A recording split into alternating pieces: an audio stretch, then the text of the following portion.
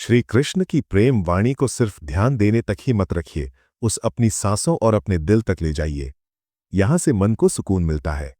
और जब प्रेम वाणी को पूरा अपना लोगे ना, तो कृष्ण सिर्फ याद नहीं आएंगे, कृष्ण का एहसास होगा।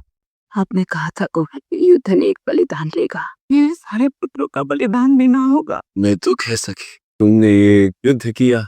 उत्तर दुगो है कि पीड़ा कल्पना में अधिक प्रतीत होती है, भोगने में कम। हृदय हृदय की पीड़ा कल्पना में कम प्रतीत होती है, कि जब वास्तव में सामने आती है, तीव्र से पार चली जाती है, तत्काल में कहीं कोई तथ्य दिखाई नहीं देता, हृदय साथ छोड़ देता है। आपने कहा था कि मेरे सारे पुत्रों का वध होगा, तब नहीं जाना था। मेरी आशा था कि मृत्यु के साथ मेरा एक एक अंग कट जाएगा गोविंद। यहाँ गोविंद क्यों किया हमें?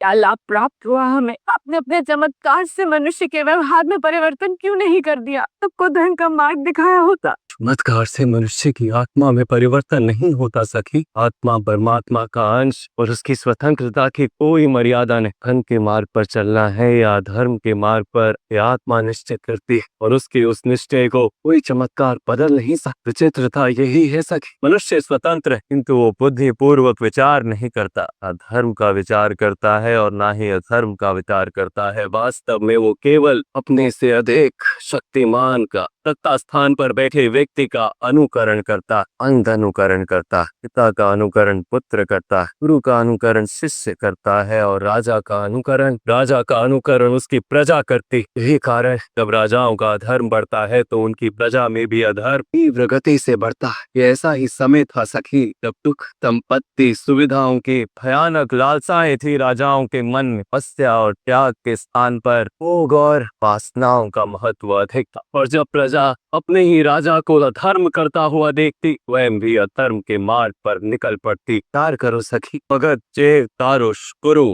गांधार, पांचाल, त्रिगर्ता, केदी, चिवी, विदर्भ जैसे बड़े बड़े राज्यों में कौन सा राजा था जो धर्म का अनुकरण कर रहा था, जो अपनी प्रजा के लिए धर्म का प्रमाण बन सकता था? एक भी नहीं। तो इतना विध्वंस क्यों? गोविंद प्रयाण मार्ग नहीं था। नहीं सखी, इसी बात का तो दुख है। इस वृक्ष पर कड़वे फल लगते हों, उस वृक्ष को उखाड़ कर मधुर फल देने वाला वृक्ष लगाना पड़ता है। इसी वृक्ष को अधिक खाद पान देने से या उसकी टहनियों को काट छाट करने से फल मधुर नहीं हो जाते। आर्यवर्त का जो संबंध भूतकाल से था, पूर्णता काट कर नए भविष्य का निर्माण करना अनिवार्य।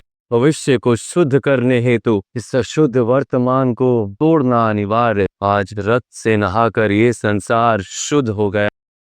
आर्यवर्त की प्रजा जिन अधर्मी राजाओं का अनुकरण करती थी, सभी राजाओं का नाश हो गया। विध्वंस क्यों नहीं हुआ गोविंद? हम भी तो भूतकाल की धरोहर लेकर जी रहे हैं। तुम अग्नि से जन्मी हो सकी और तुम्हारे पांचों पति मंत्र प्रसाद है। उनमें से कोई भी पुरातन रक्त की धरोहर लेकर नहीं जन्मा। ईश्वर ने तुम्हें दिव्य जन्म इसी कारण से दिया था, तुम संसार की नई व्यवस्था निर्मित कर सकता। दाता युधिष्ठिर संसार को न्याय और धर्म का लाभ अवश्य देंगे और उनका उत्तराधिकारी जो उत्तरा के गर्भ में पल रहा है, समय ने उसे गर्भ में ही मारकर पुनः जीवन दान दिया है, अर्थात उसका शुद्धिकरण भी हो गया। ये बलिदान केवल तुम्हारा या तुम्हारे परिवार का नहीं था, ये बलिदान तो समग्र आर्यवर्त का है। ये अपने दुखों का विस्मरण करो और समग्र प्रजा के कल्याण का विचार करो, समग्र प्रजा के उद्धार का विचार करो। कुछ नहीं, इस सूर्य की पहली किरण को उगते हुए देखो, सबकी प्रतीक्षा कर रही